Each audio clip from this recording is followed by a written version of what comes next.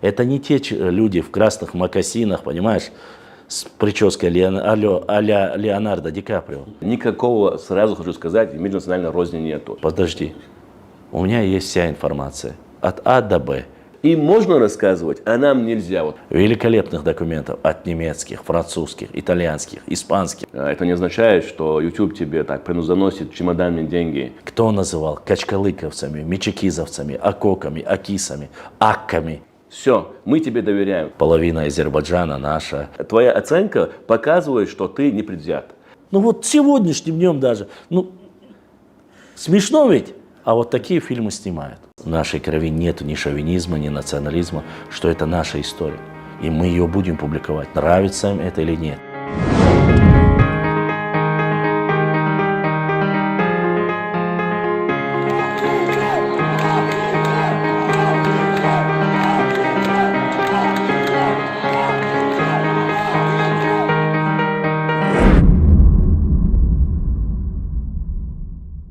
Ассаляму алейкум, уважаемые братья и сестры, я рад вас приветствовать. Сегодня интервью с Башламом Чимаевым, который является нашим историком и который является также блогером. Он ведет свой блог в социальных сетях, выходит в эфир и рассказывает нам про нашу историю. Я огромную пользу получил от этого человека. Я рад тебя приветствовать, Башлам. Алейкум ассалам, Дейлмар Шалхил. Я рад приветствовать вас и ваших зрителей сегодня в вашем эфире.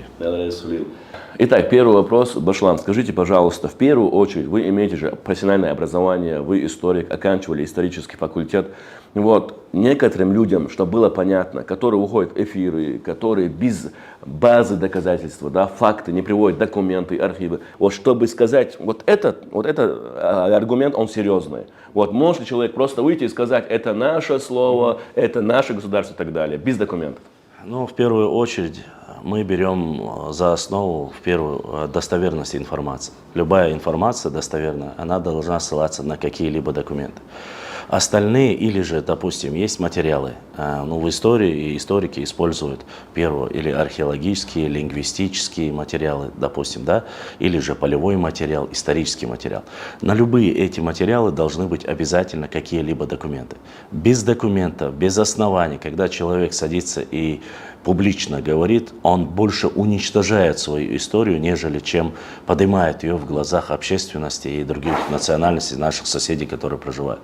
Есть на то огромные причины и есть провалы именно в истории из-за этого. Потому что мы знаем, вот как раз таки по своему роду деятельности, по истории, мне пришлось столкнуться вот за последние 6 лет с огромным количеством фейков, вы знаете, которые выдумывают не только наши соседи, само собой, основное направление идут оттуда, вот эти ложные клевета, но эта тенденция наблюдается, как мы знаем, с начала 90-х годов, когда мы знаем первый период истории, когда Первая Чеченская война проходила. Вот с тех пор, пока чеченцы были в хаосе, в кровопролитии, война, первая, вторая, вот весь этот процесс чеченцам было не до науки, если честно сказать.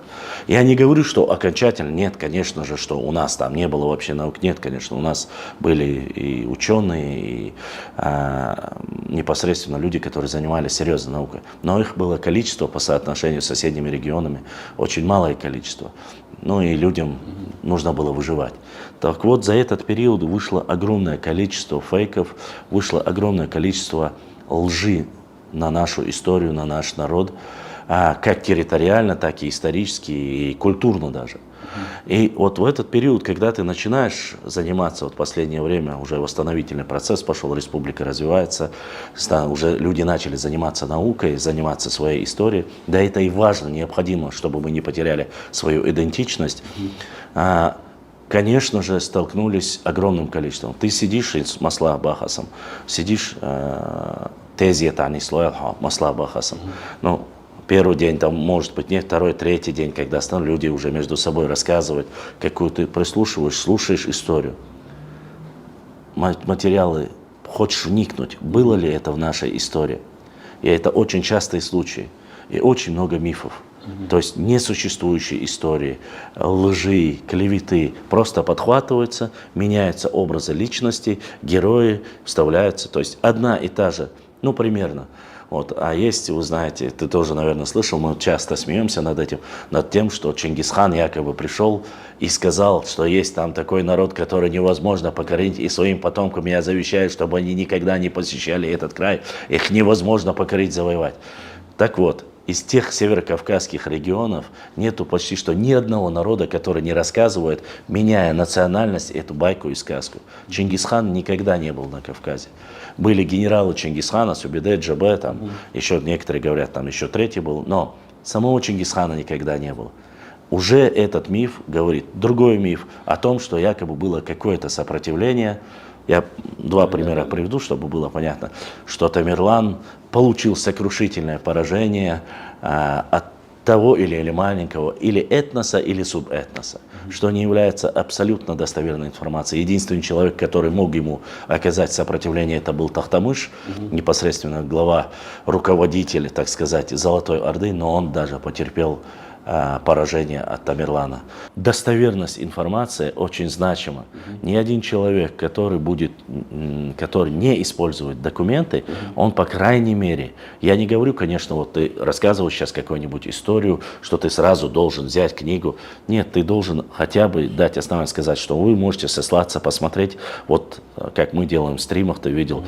Есть, я когда зачитываю какой-либо документ, когда люди начинают ставить под сомнение, а многие соседи, которые не нравятся, говорят, вот это ложь, это неправда. У нас есть доказательства. Это или документы, допустим, архивного управления Российской Федерации, там без разницы где-либо, или грузинских, просто я сегодня Российской Федерации говорю, потому что документы, которые некогда были в Грузии, они считались в СССР, сейчас Грузия отдельное государство, поэтому в России или в Грузии ссылки, если ты говоришь, что это имеет обоснование, то есть по крайней мере это история, которая цепочка передачи, хадис Шкамуду, от этого взяли, точно так же взяли от Дубровина, он передал там Мамакаеву, Сулейманову, и вот так до сегодняшнего дня пришли к нам. Тут не говорится о том, что ты не можешь сделать свой анализ, или не говорится о том, что ты не можешь, а многие говорят, садаиш дийцин. Садаиш – это супер фишка нашего народа. А когда ты говоришь, хорошо, хадайш дийцин, хада дийнуй, хадеда дийнуй, соорун, камер яц, хадаса, хадедаса, маслабах асам. На камеру, если он это запишет, я могу его зафиксировать, сказать, что вот этот человек с этого селения, такого возраста, из такого тейпа рассказал нам, и уже он будет как полевой материал. Вот тогда использовать можно. А то, что ты сидишь где-то на пятачке, рассказываешь, тем самым не понимая, я надеюсь, в дальнейшем я тебе поясню, о чем я говорю. Многие эти мифы, они очень сильно портят в дальнейшем нашу историографию. Потом снимают фильмы, ставят спектакли.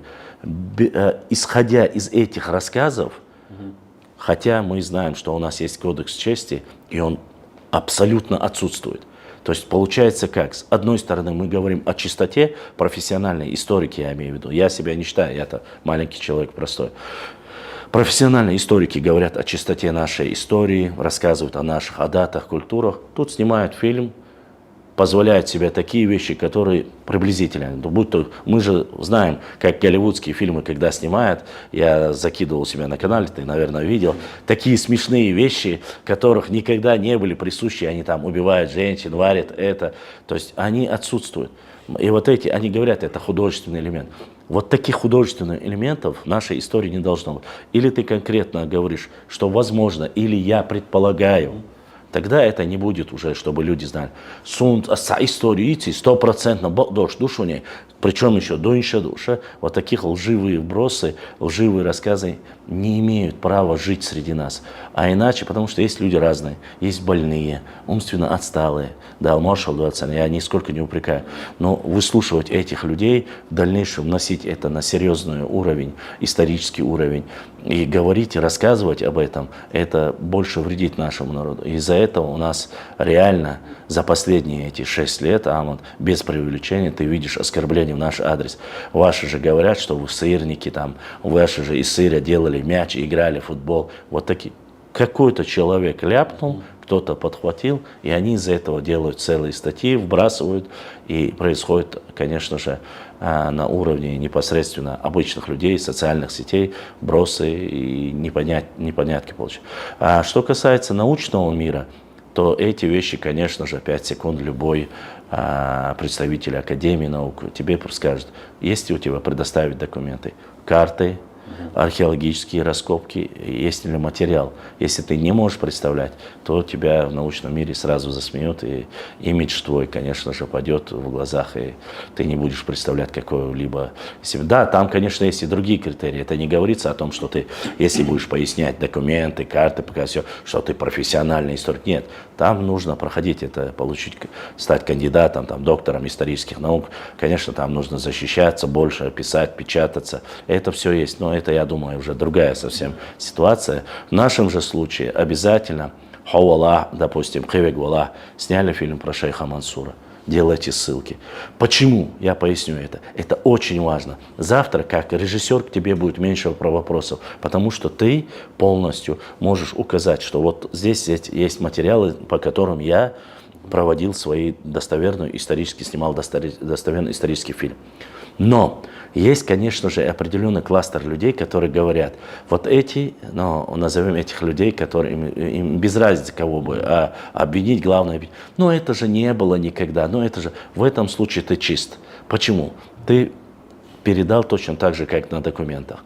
Можешь сделать свою ставку и пояснение, сказать, в этом фильме, там, допустим, присутствуют такие кадры, но с точки зрения этики и эстетики, морально, вообще, духовное, нравственного воспитания чеченского этноса, это отсутствует. Это внесенный художественный элемент. Это дело каждого. И тогда этот фильм будет полноценным.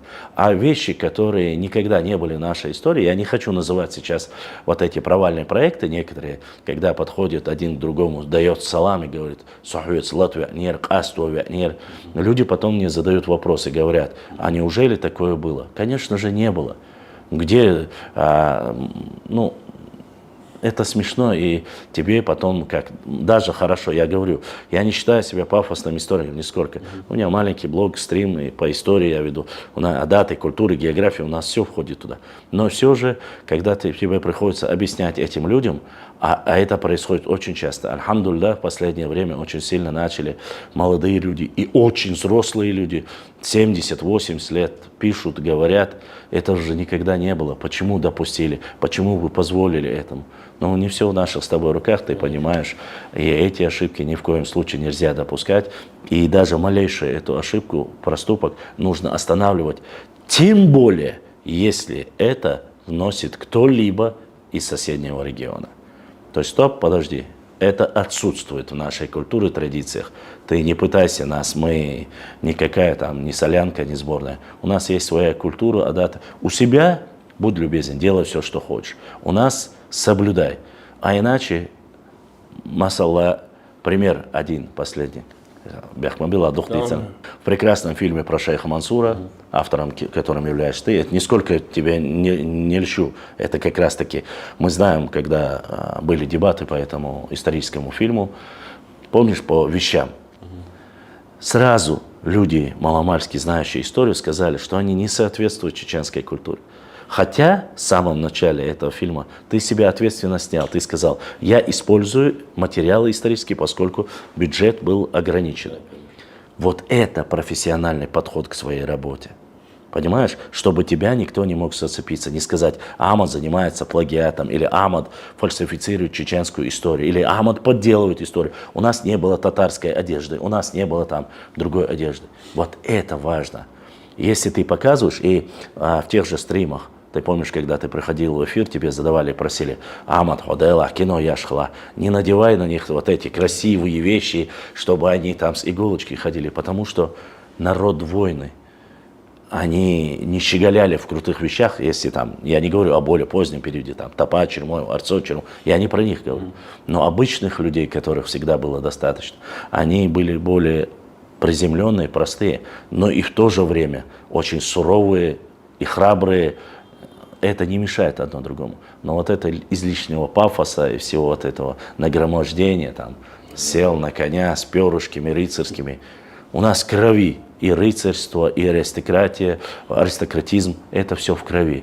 Но однако мы себя умели вести. И сегодня по кодексу нашему Нохчала, Онхала, ты посмотри, они говорят, одевались очень скромно, но и тем не менее готовыми в любой момент. Об этом пишут как раз таки российские генералы. Вот ты сидишь где-то, отдыхаешь, допустим, на свадьбе. В момент ты можешь вскочить на коня и идти в бой. Ты должен понимать, это не те люди в красных мокасинах, понимаешь, с прической а-ля Леонардо Ди Каприо. Он был готов в любой момент подскочить и уйти на бой, защищать свою родину, честь своей сестры, матери, села или своей родины. Вот о чем говорит. Как вы представляете, если бы человек пришел там наряженный, весь такой свадебный генерал, готов ли он пока снимет свои вещи, его бы 33 раза зарубили. Поэтому в кодексе об этом очень много говорится. А чистоту преподношения этого, чтобы не было в этом лжи, чтобы достоверна была информация, это зависит от тебя, от меня, от ребят, которые, если они занимаются, у меня очень большая просьба. Есть сомнительные вопросы в историю, их у нас очень много. Еще в свое время, в начале 19-го, в середине 19 века Адольф Берже указывает в своих документах, что у чеченцев, ингушей 80% все основано чуть ли не на мифах, легендах и сказках. Ну, то есть имеется в виду слишком много фантазий. Мы должны отличать реальную. Я нисколько не говорю, конечно, я знаю, что в часть истории входит и легенды. Это мы все знаем, с этим проблем нет. Но, однако, я прошу, чтобы у нас история хотя бы была 50%, и мифы и легенды 50%. Когда в одну сторону ты переходишь, больше истории это лучше. Но когда меньше, у тебя все сказки, фантазии, легенды выходят. И тебе очень трудно оппонировать с людьми. Поедешь ты в Москву, в Питер, когда ты хочешь о чем-то рассказать, о каких-то национальных героях своего народа рассказать, тебе трудно бывает апеллировать фактами, когда у тебя здесь легенда, там легенда. И тебя спрашивают, Амана, где ты взял? Ты скажешь, ну, мне дедушка рассказал. А кто твой дедушка, там, допустим, Васе Пупкину или это другому историку, серьезному человеку, который занимается наукой? Никто. Поэтому ты же всегда ссылаешься, говоришь, подожди, у меня есть вся информация от А до Б. Все есть изложено. Не согласны, никто не опровергал. В Российской академии наук эти документы опубликованы, вот это уже входит, и в университетах это преподают. Все, никаких проблем. Вот так должна история. А если ты просто любитель, скажи, ну я слышал где-то, не говори достоверно. И мне очень часто приходится, и думаю, тебе ты встречался, нам очень часто приходится опровергать свои же вот эти моменты, которые Чингисхан, и Тамерланы, и немцы, и Гитлер сам сказал, что есть на Кавказе такой народ арийский, их не трогайте, остальных, ну что за ерунда, какой? Это говорим мы, это говорят соседи или другие. Мой дедушка, твой дедушка, многие дедушки знают во время Великой Отечественной, как брали, как собирали, как ушли. Поэтому эти вещи, они больше оскорбляют нас и нашу историю. И это мое личное мнение. Кто-то может, конечно, соглашаться, а кто-то нет. Башлам, я думаю, вот после такого ответа многие задумаются, и для многих будет польза, чтобы люди, которые выходят в эфир и говорят, будь это чеченец, не будь это не чеченец и так далее, любой человек, который без документов, архивов, даже вот полевого материала, как ты сказал, я считаю так и так далее, что это не прокатит в истории, и так это не делается. Ты сказал в своем ответе, вот очень важный момент, я вижу со стороны, как бы люди, которые вот в последнее время тенденция такая пошла, комментарии, мы с тобой знаем вот эти нападки соседей и так далее, никакого, сразу хочу сказать, межнациональной розни нету. Всех уважаем, особенно наших братьев и сестер мусульман, никакой неприязни нету, но только к определенным людям, которые сеют этот раздор между нашими народами. Вот в своем ответе ты прямо четко показываешь позицию, что типа есть только наш народ, мы такие, ты такого не говорил. Ты сам даже говоришь, что у нас есть проблемы некоторые, мифы и легенды. Это показывает людям здравомыслящим, которые будут смотреть это интервью, поймут, что да, действительно человек как бы признает, что у них есть какие-то, да, вот эти небылицы и так далее. Ты сам это твоя оценка показывает, что ты не предвзят. Поэтому я хочу задать следующий вопрос. Как ты считаешь, вот ты сам сказал, что у нас же была война, бедствия и потрясения. Вот в это время у нас, да, действительно не было времени заниматься нашей историей. Сегодня все мирно, альхамдулилля, и мы занимаемся ей. И когда мы начали заниматься, вот скажи, пожалуйста, почему некоторые вот люди, как бы, которые считают себя представителями народа, да, в кавычках, заходят, им это не нравится, то, что мы занимаемся своей историей, то, что мы рассказываем про своих героев. Им можно рассказывать, а нам нельзя. Вот почему они вот такую оценку нам дают? Я и говорил, и говорю, всегда у себя в эфирах, мы, конечно же, в первую очередь, незнание закона не освобождает от ответственности. Сеять межнациональную рост, это есть конкретная статья, что нельзя, это я напутствую любым блогерам. То есть люди, определенные министерства, я не знаю, комитеты или кто-то, кто занимается этим и не допускает это, да, максимально люди, которые показывают свое лицо, то есть говорят на камеру. Я не говорю про тех нордийцев, в кавычках, которые сидят без лиц, там боятся показывать. Это совсем другая категория людей там, и по ним, наверное, тоже есть кто-то, кто занимается. Однако, начиная с 90-х годов, так сказать, да, неспокойные времена, сегодня уже 24-й, это без малого 90-е, 24, 35 лет. Последние 35 лет выходили книги, статьи. Я молчу про газеты, которых там уже сплошная черный пиар и оскорбление нашего народа. Ни о какой достоверной истории там и речи. Вполне возможно, иногда проскакивали, я не могу сказать, что у всех. Была клевета, и всем это нравилось. На горе и крови всем, я имею в виду, тем, кто и после этого даже начал писать и говорить, что у нас нету ни истории, всего остального. Это их устраивало. Когда Чечня погрузилась в хаос, когда реками течет кровь, неважно, я сейчас не буду углубляться в какие-то политические моменты, ошибки или нет, но это наша история. И мы сами разберемся и сделаем из этого вывод, правильно это или неправильно, и кто был виноват или нет. Это уже отдельный процесс. Но некоторым нравилось, почему в этот момент целая плеяда молодых ребят, которые могли бы заниматься наукой, историей, географией, культурой, они занимались совсем другим. И их родители выживали. И, само собой, не было никаких статей, не было никаких доказательств, не было никаких претензий, территориальных претензий не было, не было культурных. Я не просто так перечисляю конкретные специальности или научные направления, там, да, не просто так, потому что тому уже есть подтверждение на сегодняшний день. И когда все этого не было, и можно было, пока проливается кровь, стихаря, прорывать кусочек, якобы на аренду, чтобы спасти скот, или же построить там братский музей общий, под общим названием, или же прихватить какую-то часть, там, построить гостиницы или придорожные рестораны. Все эти моменты существовали фактически почти что с двух-трех сторон, так сказать. Это уже когда возникает вопрос, когда уже подошли к вопросу о том, что нужно исправить, территориально все закрепить, чтобы не было дальнейших никаких проблем. Точно так же, почему я это связываю, а это взаимосвязано непосредственно, потому что история показывает четко ареал проживания, исторические земли нашего народа. Когда нохчи начали интересоваться своей историей, своими национальными героями, с кем они боролись, кто их был противник, какие земли, какая, как говорится, ареал, соседям это стало не нравиться. Почему? Потому что выходит огромный кластер лжи, на которой они основывались за эти все 30 с лишним лет. Не все, опять же, я говорю, не все.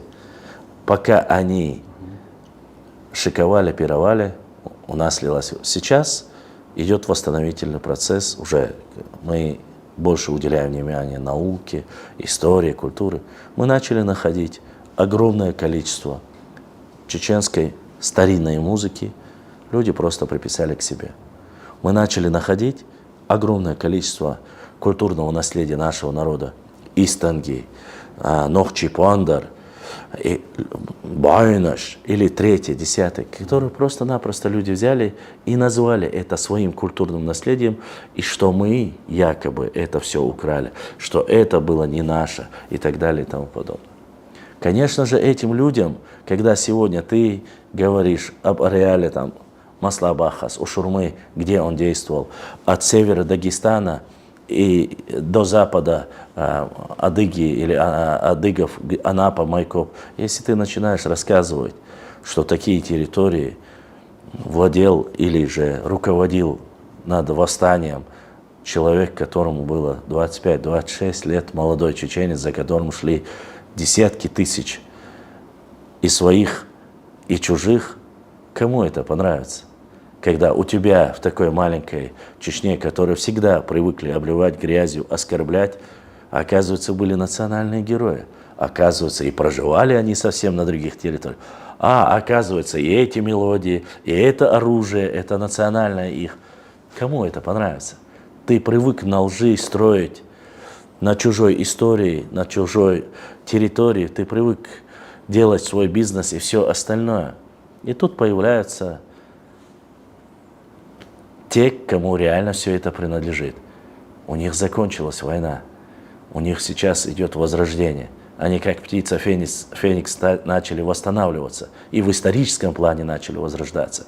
Начало больше людей интересоваться. Они публикуют карты. Оказывается, чеченские общества, первые на Каспийском море, партию, когда Петр I вместе с генералом Апраксином хотел отвоевать, так сказать, Дагестан, который был под Персией, столкнулись с кем? Они столкнулись с чеченцами. Как же это так? Почему чеченские общества, купцы торговали с Астраханью? Почему общество Акоков, являющееся исконно чеченскими обществами, как они могли спокойно торговать в Астрахани, как они могли торговать в Кизляре, как они могли спокойно торговать в Тарки? Не было ни железных дорог, не было даже обычных дорог, сегодня автомобилях, которые мы знаем, что они появились намного позже. Каким образом? Почему есть огромное количество морских терминов у чеченцев, начиная от кораблей и названия вод и все остальное? Откуда? Если мы никогда не были на море, и у нас не было выхода на море. Конечно же, люди занимаются этим и начинают проверять достоверность. И мы находим уйма документов. Великолепных документов от немецких, французских, итальянских, испанских. Я почему называю иностранцев? Это не говорит о том, что у нас нет доверия к русским документам, к российским документам, к русским документам. Нет, но наши соседи любят очень. Вы же ссылаетесь, у них есть это любимое. Вы же на кафирские документы ссылаете, они недостоверные. Да нам все были на тот период кафирами. Все, кто воевал у нас. На тот период, я говорю, исторически. И кому верить? Но, по крайней мере, у этих людей была честь и совесть. Они говорили. Мы видели, когда спускались, видели, что там живут дикие племена чеченцев. И этот остров был назван именно остров Чечень. И так далее, и тому подобное. Как ты думаешь, кому понравится, когда сегодня там нету чеченцев, сегодня максимально исковеркивают, пытаются перевернуть это название, говорят, что это якобы какая-то корзинка была или что-либо там. Ну, только не допустить чеченцев. Или же, что чеченцев мы выдумали сами, что они появились 200 лет тому назад и так далее и тому подобное. А ты заходишь, история, география 7 века говорит о том, что чеченцы, нахчиматяне 7 века, хорошо, если бы только армяне. Тут подтверждение находим у грузинских ученых, что в 1310 году название Нахчи, и именно Нахчи, не чеченцы. Официальная версия от того, что там назвали там, от Чечен-аула, это тоже информация достоверна, но недостоверна одновременно. Почему? Потому что о городе Чечен говорится в документах 1675 года. В 17 веке уже был город Чечень. Кого называли кистинцами, кого называли дзурдзуками, кого назвали мизджегами, кто называл качкалыковцами, мичекизовцами, акоками, акисами, акками, кого называли? Когда ты начинаешь все эти вещи узнавать, конечно же, выправляется спина. Ты понимаешь, оказывается, у нас великолепная история. Просто это нужно собрать, просто это нужно достойным образом. И кому тогда, когда ты можешь пояснить и изложить свою историю достойным образом, показать эти великолепные в раннефеодальном периоде демократические основы нашего народа, ты можешь рассказать о государстве, там, Сим-Сим, допустим, которое существовало. Ты можешь рассказать о таких, как Ушурма, там, Бейбулат Таймиев, Ахмад Автуринский, Талхыг, ну, их много. И всех не перечислишь. Байсангур Биноевский, Шуайб Мулла Цинтаровский. Просто я привык, когда ты начинаешь говорить пару человек в стриме и начинаешь, ага, Шунцейлера, пошла. Их очень много. Просто если я буду рассказывать, это будет просто череда целых имен. Огромное количество для такого маленького клочка земли, огромное количество. Но были и свои проблемы. Я не исключаю. И эти вещи, Ахмад, всегда, когда ты начинаешь, тут дело не в том, что ты чужих опускаешь, а своих поднимаешь. Нет. Ты просто своих, когда рассказываешь, у тебя начинают гореть глаза. Ну как ты фильм, ты же понимаешь, где-то слезы текут, где-то гордость берет. Ты не унижаешь других, ты просто свое с радостью показываешь. И это настолько великолепно и прекрасно. И тебя начинают, они нацисты, региональные шовинисты. Нет в этом нацизма и шовинизма. Ты просто видишь, что из руинов всего. Хорошо, ладно, последние две современные новейшие истории войны уберем. Во время депортации сколько мы потеряли, многие же говорят об этом. Какие документы, тепторы сожжены. Если кто-то, какие-то единицы смогли их увезти и привезти, альхамдулилля. Мы потеряли все. Разграбили наши музеи. Чернокопатели остальное тоже распродают или крадут. Сегодня по частицам, понемножку пытаются возродить все это. Но все не так просто, как мы думаем. Поэтому мне не нравится, конечно. Им не нравится работа и блогеров, и историков. Возможно, им не будет нравиться и работа Академии наук Чеченской Республики. Но, альхамдулилля, все больше и больше мы видим книг с профессиональными историками, с докторами, кандидатами исторических наук соседних регионов. И Адыгеи, и непосредственно с лезгинами мы сейчас уже нашли путь, и скоро должна взаимодействие с Кавказской Албанией нашего народа. Азербайджанцы начали печатать, уже прямо пишут гаргары. Снизу я опубликовал материал, где они пишут нахчийцы. То есть, да, моменты сейчас уже, и это сделали не мы. Альхамдулилля. Сейчас мы видим тенденцию обратную, что хорошо относящиеся к нам наши достойные братья-соседи, причем это автохтонные народы, я прошу заметить, автохтон, не искусственно созданные, не пришлые.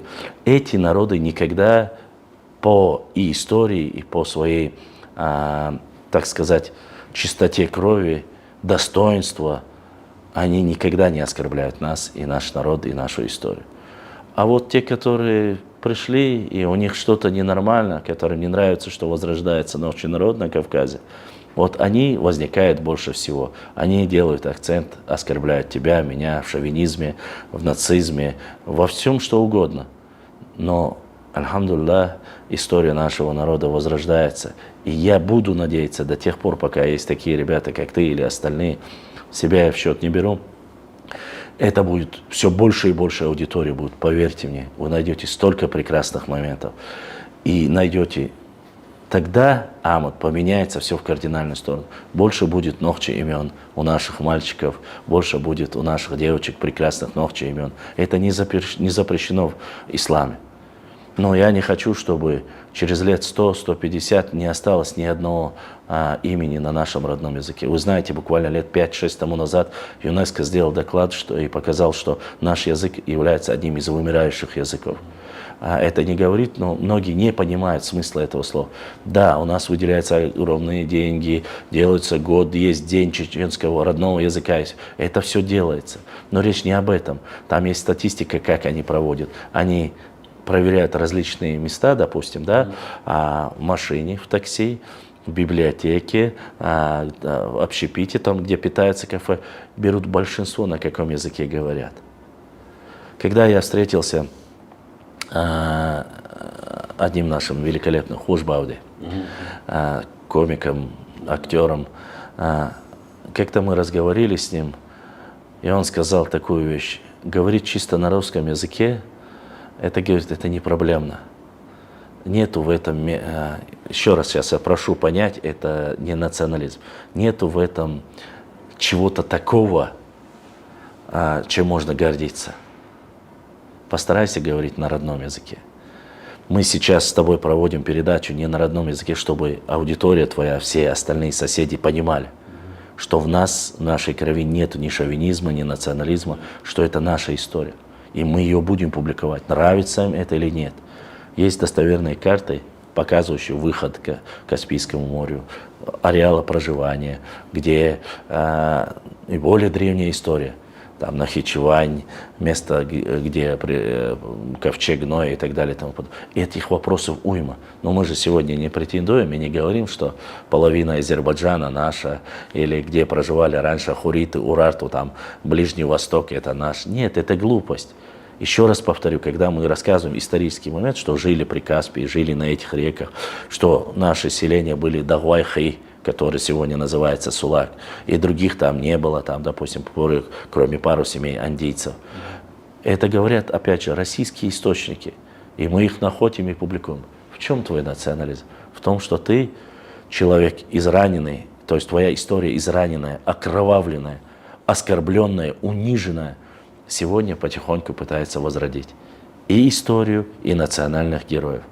И само собой, когда поднимаются вопросы о территориальной целостности, о территории, ты можешь поднять документы и любому вот так просто щелкнуть по носу и сказать: послушайте, за все существование нашего народа ни один раз чеченцы не нападали и не отбирали территорию у наших соседей. Ни с одной стороны. Ни с одной стороны. А было ли обратно? Было. Почти что, не почти что. Со всех сторон было. Со всем уважением ко всем нашим, со всех сторон. И это сегодня можно подтвердить документально и географией. Со всех сторон нападали, забирали, отвоевывали. И вот ребята, которые, к сожалению, с нами с тобой работали изначально, да, грубо говоря, они начали потихоньку уходить из этой отрасли. Я их это не виню. Не нужно говорить, что они не патриоты. Конечно, ты тянешь сколько можешь, но техническое обеспечение, насколько это важно в нашем деле, ты знаешь без преувеличения. А меценатов как не было, так и нет. Сегодня, на сегодняшний день, как бы кто бы ни говорил, ладно, это уже другой вопрос, ты сам задашь, чтобы не... Но я, пользуясь случаем, тоже хочу сказать, именно вот этот вопрос, мы его не редко обсуждаем, часто обсуждаем, чтобы люди поняли, если ты блогер, там, рассказываешь свою историю, это не означает, что YouTube тебе так приносит чемоданные деньги. Тем более, в сегодняшней ситуации ты ничего не зарабатываешь от этого. Да. И, соответственно, на сегодняшний день мы просто говорим людям, которые имеют эти миллионы и просто так даже бывает выбрасывают на ветер. Ты чеченец, например, и ты хочешь знать свою историю, да? Ты хочешь, да, ты кричишь: снимайте фильмы, почему вы не работаете и так далее. Но, пожалуйста, хотя бы прими участие, дай немного денег в том плане, чтобы ребята, которые реально занимаются историей, чтобы они могли сегодня сделать, например, студию. Вот я обращаюсь непосредственно к нашим основным братьям, которые, да, имеют сегодня возможность помочь. نوشما تعيدوز وين يقاها سجت ياشتا إذا نابو مثلا кино я لا кино он sayakош ол مثلا башла а почему в этом, например, не отвечаете им? Человеку приходит много сообщений, а как увидел ответ он сюда и так далее. Или все кино шахиш ол тагтагана и кино яхит адалаха он доверил шнабат доверие мухал дешту. Все, что вот ты снимаешь, ты делаешь. Все, мы тебе доверяем. Набирай себе команду, делай как хочешь, мы тебе доверяем. А не так, 30 начальников там, короче, да, и что не изи тогда, понимаешь? Ты не работаешь для себя, гейна, шун бог бэш, мы борнах, ты это шун бог бэш бор, ногчи ком историю, с истории, с кертер история, именно, это, с ю массерию. Сделать студию, и пусть Башлам там будет рассказывать, будет финансировать, поэтому этому человеку надо жить. У этого человека есть своя семья, да, Алмаша, мать больная, например, понимаете? Когда вы уходите, говорите: а почему ты бесплатно не работаешь и так далее? А вы сами работаете бесплатно, вопрос? Не работаете. По вопросу, который были тобой вообще предложением сказано, конечно же, мы нисколько не упрощаем. Есть какие-то определенные государственные структуры, которые занимаются. Мы не об этом, мы же говорим сейчас об НКО, там, некоммерческих, общественных организациях, гражданское общество, о простых людях мы говорим. Возможно, мы, опять же, ни Амад, ни я, мы не говорим, что нету профессиональных там студий и все остальное, которое этим занимается. Если вы видели, вы расскажите, просто мы не видели. Вот. В первом вопросе, когда мы только начали передачу, ты заметил или нет, я не знаю, я сказал, что есть ляпы в истории. Вот эти ляпы в истории остаются. Снимаются фильмы, там вещи, там, допустим, определенные. Для соседнего региона взять ребенка за руку, повести, это нормально. В наших традициях этого никогда не было. Оставить живых кровника, который попал к тебе в дом, там схватился за очаг твой, там, да, примерно. В наших традициях этого человека, даже если он кровник, не трогали. Соседи не будут этого знать. И в их ментальности и психологии это непонятно. Если у них где-то, не в оскорбление никому, где-то отец с сыном сидит, выпивает за здоровье, батя Бож. У нас нету, этого никогда не было. У нас даже показать за одним столом отца и сына, это некая такая сакральная вещь, которая не афишируется никому. Когда никого нету из гостей, сын с отцом может там сесть. А в основном гость, отец, вот такие вещи неизвестны нашим соседям и сценаристам неизвестно. Или сочинять, добавлять какие-то ляпы и потом говорить, это исторический фильм или это исторический фильм про нашего национального героя, это выходит боком. Потому что увидев этот фильм, недостоверный исторический фильм, будут основываться на нем и появляются потом фейки. Мы знаем все прекрасно один пример. Я знаю, что я долго говорю, это по привычке. Один пример. Есть прописанная Байсангуру Биноевская такой афоризм. Нас окружили, да. Так это слова не Байсангура Биноевского. Потому что у Байсангура Биноевского есть потомки, имеется в виду от его братьев, их было всего 9 братьев, Бойсхали. У них есть потом. И когда ты историк или исследователь, ладно, я не историк, просто исследователь, ездишь, проверяешь, смотришь, было такое, не было такое, было такое, не было. Ты натыкаешься. А сколько машин мы с тобой видели с такой надписью? Да?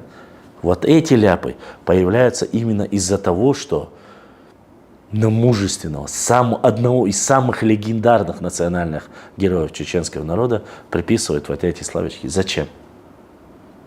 У него были более мужественные слова, у него были более мужественные, храбрые поступки ради красного. Или скажите просто, что это художественный элемент, но не история. Почему? Потому что завтра, послезавтра каждый человек, который рассказывает и говорит, что Бойсхара это говорил, ты лучше должен это знать даже, чем я с точки зрения религии. Будет ли это благом или ка? Конечно, если он не говорил Кахардух, потому что наговор это конечно. Человек. Цундера, и с точки зрения религии это неправильно, и с точки зрения истории это неправильно. На языке у тебя очень много слов. Я-то такой-то, я-то так. Ты можешь быть кем угодно. Ты можешь быть писателем, ты можешь быть спичрайтером, ты можешь быть таким пафосным человеком, который в театре очень красиво говоришь, однако ты не имеешь к этому никакого отношения. Проект позволили тебе провести, меценат, да, достойный меценат, отдай этому человеку, дай ему снять один фильм, так как он хочет, с теми людьми, с кем он хочет. Предоставь ему и скажи, до выхода на экран покажи мне этот фильм. Я говорю это про меценатов. Хочет он, чтобы показывали его имя, или не хочет, чтобы его показывали. Посмотри продукт.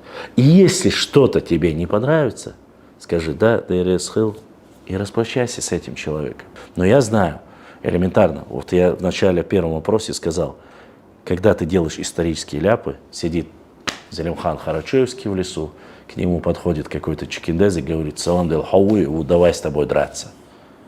Ну, человек, у которого 2 пистолета, воин, храбрец, которого найти было сложно где-то, к нему подходит любой какой-то чекиндез, сюли, я не знаю, папахи, и говорит ему, сауец латвия нир, хаишт буашу бош. Как вы себе это представляете? Даже Тагана. Ты представляешь, стоит какой-нибудь, приведем сегодняшнюю аналогию, сидит какой-нибудь капитан полиции, я не знаю, в кафе чай пьет, к нему подходит, не знаю, какой-нибудь овечий папаха и говорит, Ади Мухаммадуеву сахует башал квастуан хаул ваш летару.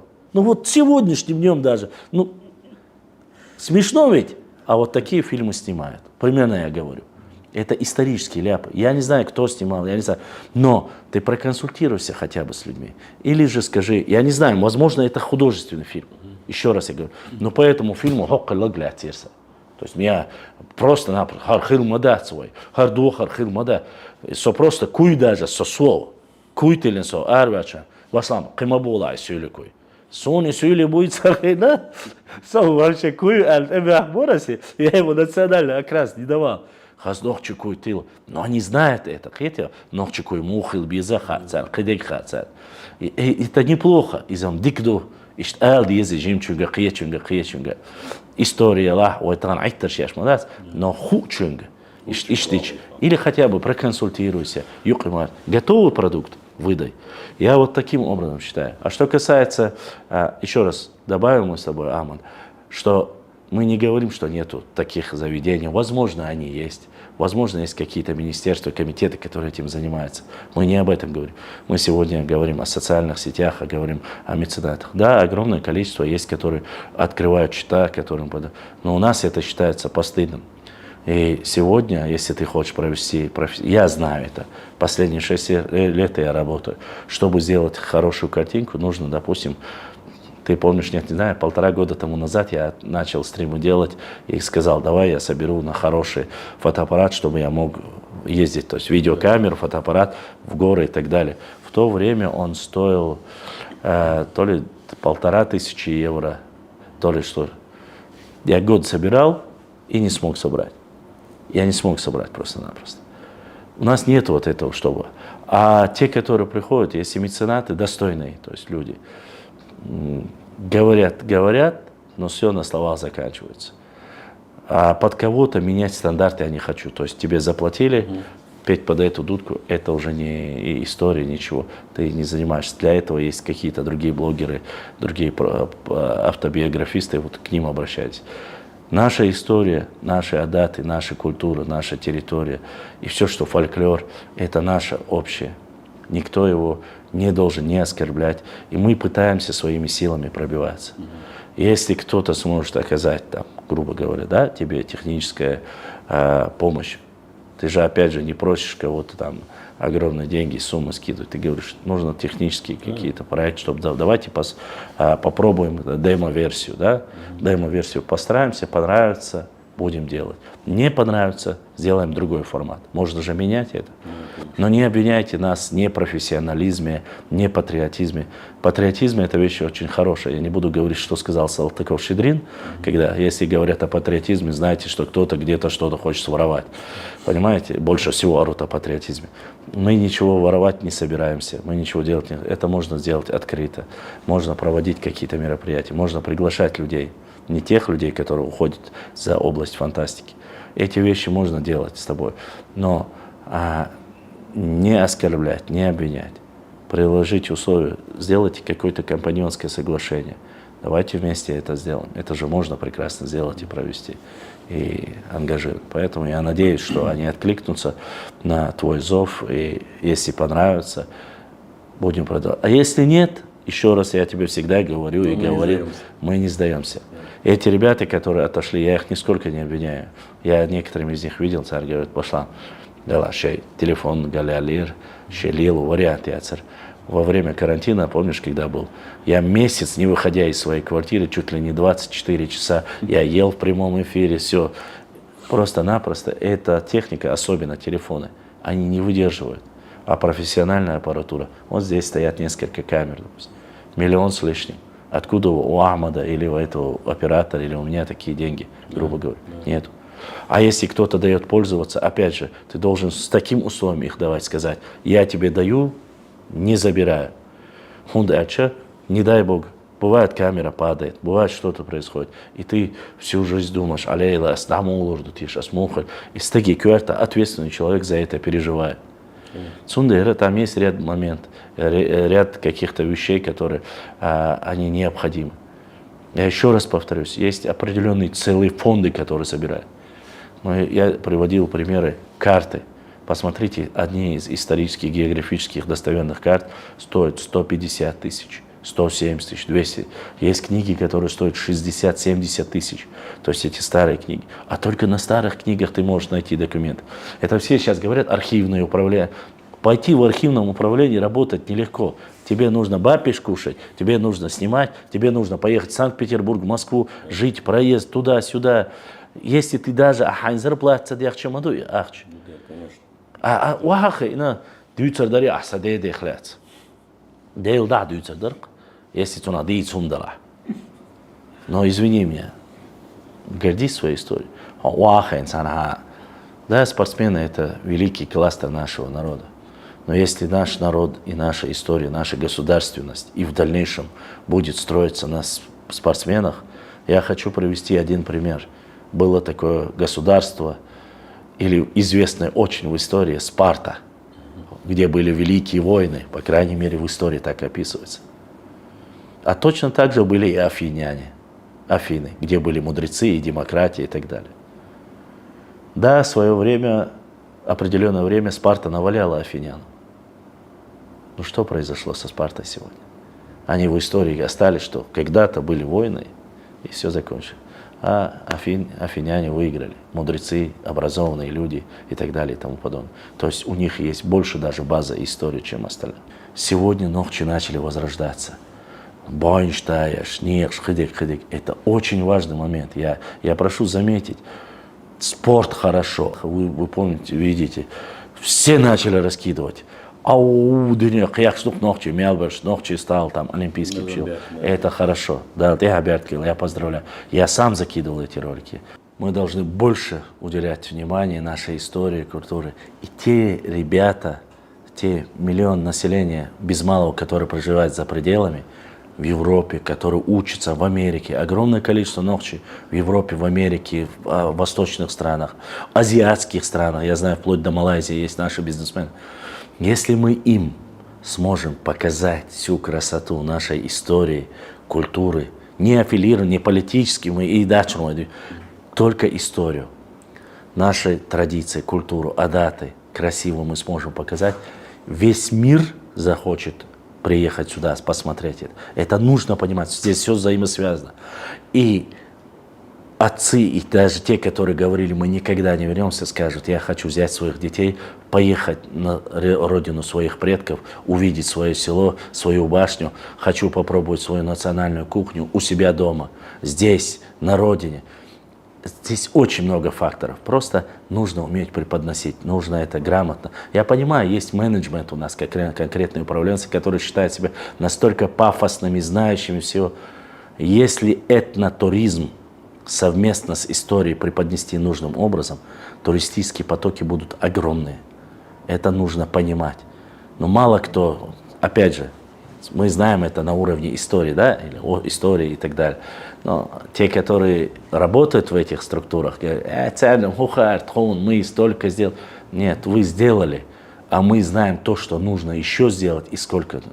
Опять же, я прошу не сравнивать нашу с тобой дискуссию с какими-то государственными учреждениями. Государственные учреждения свою работу делают подотчетно, все. Мы не про них говорим. Мы говорим о гражданском обществе, некоммерческих организациях. То есть те, которые должны больше уделять внимание, будь то меценаты, будь то поддержки и так далее. В своей жизни сотни лет наши предки отдавали, появлялись у нас национальные герои. Они же старались не так, чтобы потомки их разбазаривали это все. Они эту родину прекрасную нам оставили, и заветы оставили наших предков, чтобы мы дальше развивались, показали себя с лучшей стороны, не забывая их, рассказывая. Мир сегодня основан. В Грецию ездит для чего? Увидеть греческие какие-то, в Рим, там, в Италию, амфитеатры увидеть. Что мы можем предоставить? Если мы соберем достойную историю остальные, любой человек, приезжий гость, может зайти к тебе в студию и сказать, Амат, вот я видел твою передачу, или я знаю с твоими блогерами, это же великолепно, это прекрасно. До сих пор многие даже не знают, как правильно нас называли в древности. Ты спроси про Гуюй Цаха. Давайте тогда я задам несколько, Башлам, коротких вопросов и короткие ответы, да? блиц-вопросы, как бы, да. Так, 3 историка чеченских, которые ты считаешь, что наш народ должен, по твоему мнению, ознакомиться с их работами. Хасан Бакаев, Хизриев Хаджи Ахмедович, Ильяс Сигаури. Я назвал 3. Вот По мне, я знаком с их книгами, они очень интересные. Я не говорю, что других нету. Я бы туда добавил и Лечи Ильясова, «Тени вечности». Великолепная работа. Просто-напросто я именно историков назвал в первую очередь, а так Лечи Ильясов, вне всякого сомнения, тоже очень большой красавчик. К сожалению, Хизри Хаджи Ахмедович что недавно давал. Я его очень любил, это мой преподаватель, но он был великолепным аланистом и был настоящим патриотом. Почему я выбрал именно эти? Эти историки меньше всего оскорбляют свой народ и показывают историю. То есть они не пытаются заигрывать с другими, но есть такие моменты, которые в нашей истории не сильно любят и простые люди. Именно вой нохчел, вой хазал, вой истории, хагоч, вой древность хагоча, церкинчиште хагайтаню алхиецун, именно мне они нравятся, я их использую как говорится, в первую очередь. Да, у меня есть и книги, и Гапурова есть, и Яуза Ахмадова есть, многих, и это не говорится о том, что я не использую, и старые тоже книги использую, и Хазбулатова, ныне тоже покойного Асламбека Имрановича. Книги есть, но больше, как говорится, мне вот эти книги. Его коротко сказал, все. Так, следующий вопрос. Назови одну из самых твоих любимых книг. Именно чеченского автора. Художественную или историческую? Без разницы. Очерки истории Чечни. Ильяса Сиговой. Да. Там просто, если коротко сказать, это раньше, по крайней мере, был трехтомник, если я не ошибаюсь, 4. Там компактно сжато и все. Если более ранних периодов. А если более позднего периода, ты говоришь, последняя книга Хасана Бакаева, это «Генез чеченского народа», просто золото. Следующий вопрос насчет наших героев. Я знаю, что трудно выбирать, они все любимые, они все родные, но вот не скажу, не задам такой вопрос, твой любимый, а скажу вот так. С кем больше всего ты ознакомлен из героев нашего чеченского народа? Именно считается, имеется в виду не новой истории. Я понял. Я больше всего ты взаимодействовал, там, читал, изучал. Какого героя ты изучал больше всего? Шейх Мансура. Коротко, почему? Это первый имам Кавказа. Этим Этим все сказано. Это легенда. То есть я еще многого не знаю о нем, но мы работаем над тем, чтобы изучать все больше и больше о нем.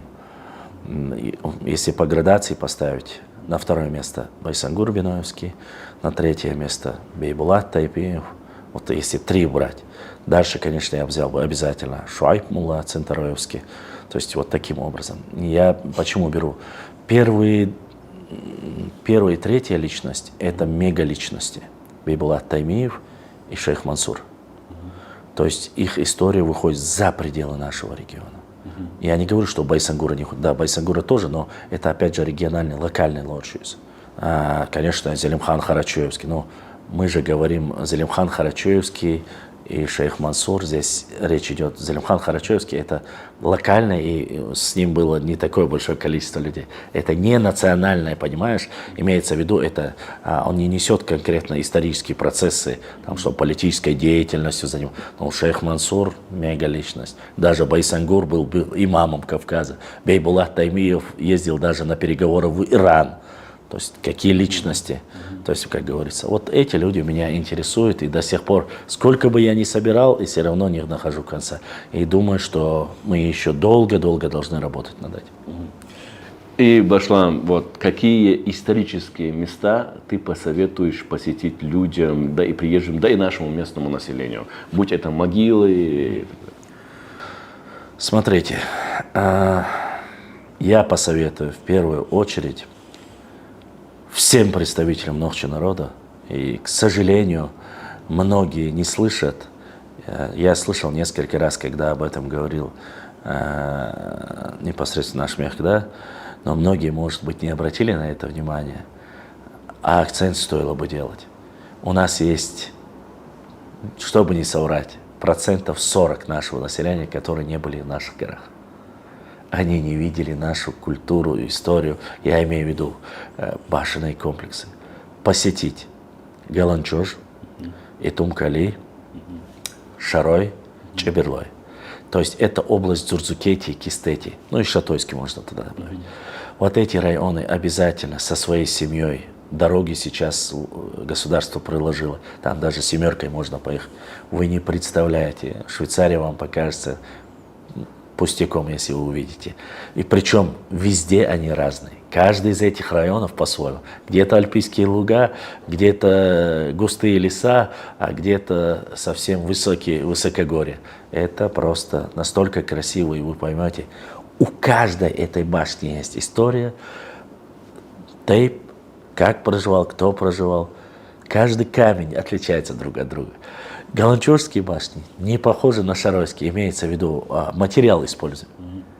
То есть они не брали там, не приезжали в Галанчуж и не строили там Харкарой башенный комплекс. Башни знали, как строить, но камень использовался другой. Тоже в Шикарое и так далее. Поэтому я вот назову вот эти районы и рекомендую всем обязательно, в первую очередь нашим, Кэчерсамса уже, если бы все бы Тиаркистир, Диахарсияр, Охарнахбуй, Шаберш Халабан, Шейлямниш, Вайлямниш, Гекуш. Это касается каждого циценадош, нохчи волчунах касается дешно. Ханина цагуш, Мичаина цагуш, Уаймат бюч, Лешул чум цабашунаси. Ас нохчи чумбах, Шецица, Шедейшца, Хохмах концами связано вегуй, и обязательно масала вау, она хажмишу. Так, цун хуарда нохчел худу, так шедейшу лелин хуарду, муг он хуахелла иш хуарду. Цахай, anta всю жизнь здесь тепя айроа, без ни шума яжуш, масла басам, воду цабахас. Амма хайс история хак урвацка. Ялхиц. Баракаллах, Башлам, да воздаст вам Аллах благом.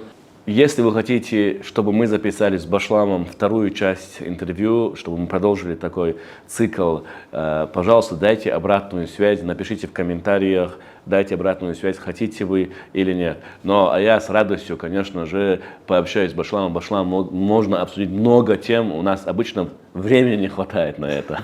Вот. И я хочу завершить передачу словами девиза Нохчи Фильмс, который является: гордясь своими праведными предками, не лишайте такой возможности своих потомков. А Башламу скажу, чтобы он завершил уже нашу передачу своим девизом, который он постоянно почти повторяет в конце своей передачи. Башлам, смотря в эту камеру, пожалуйста. В первую очередь я хочу поблагодарить Амат, тебя и нашего брата, которые сегодня пригласили меня. Шундейри Эсхилда Абдухдахдуайл. Сразу хочу подметить, ничего заранее не было обговорено, и то, что ты задавал вопросы, к сожалению, нам не хватило времени. Я уже по привычке могу часами говорить, у тебя ограниченное время. Хочу сказать так, в каждом эфире, я знаю, когда впервые я эти слова упомянул, я не знал, что когда-то еще один великий Нохчи, Авторханов, оказывается, тоже сказал, не знаю, насколько так же он сказал, но чуть отличается.